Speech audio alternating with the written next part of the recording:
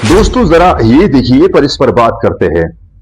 मैं गॉड हूं तो सारे लोग अभी सुन लेते और टीवी पे भी सुन लेते, किस्सा खत्म होता। ये इतनी राजदारी क्या है कि तुम सामने कुछ तो सबूत दे दो हमें।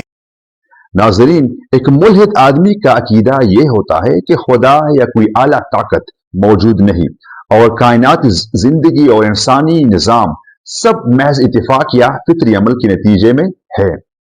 मुल्हिद साइंस और तजुर्बात को कबूल करता है और मादी दुनिया की उसूलों से चीजों को समझने की कोशिश करता है, लेकिन मजहबी या रूहानी तशरीहात पर यकीन नहीं रखता।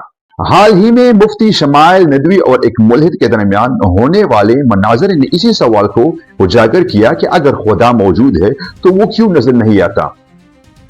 नाजरीन, लेकिन साइंस हमें बताती है कि हर चीज नजर आना जरूरी नहीं। मिसाल के तौर पर कशिश शकल, रेडियो वेव्स, डार्क मैटर और डार्क एनर्जी नजर नहीं आती, मगर इनके असरात वाज़ेह है। इंसानी डीएनए का बड़ा हिस्सा भी पहले फजूल समझा जाता था, मगर साइंस उसे रेगुलरिटी सिस्टम या डार्क डीएनए के नाम से अब जाना जाता है। मगर आज साइंस उसे रेगुलरिटी सिस्टम या डार्क डीएनए कहती है, जो जिंदगी के पेचीदा निजाम में अहम किरदार अदा करता है।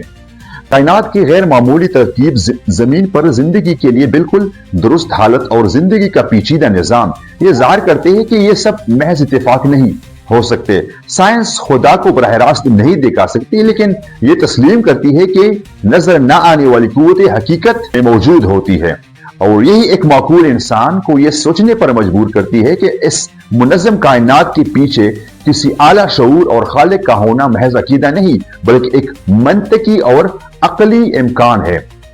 इसी वजह से हमें चाहिए कि हम सिर्फ नजर आने वाली चीजों पर यकीन न करें, बल्कि कायनात के पेचीदा निजाम, जिंदगी के अनोखे उसूल और गैर मरई मनाजिर और मज़ाहिर पर गौर करें, क्योंकि यही हमें अकल और साइंस के साथ खुदा की मौजूदगी का शऊर दे सकती है।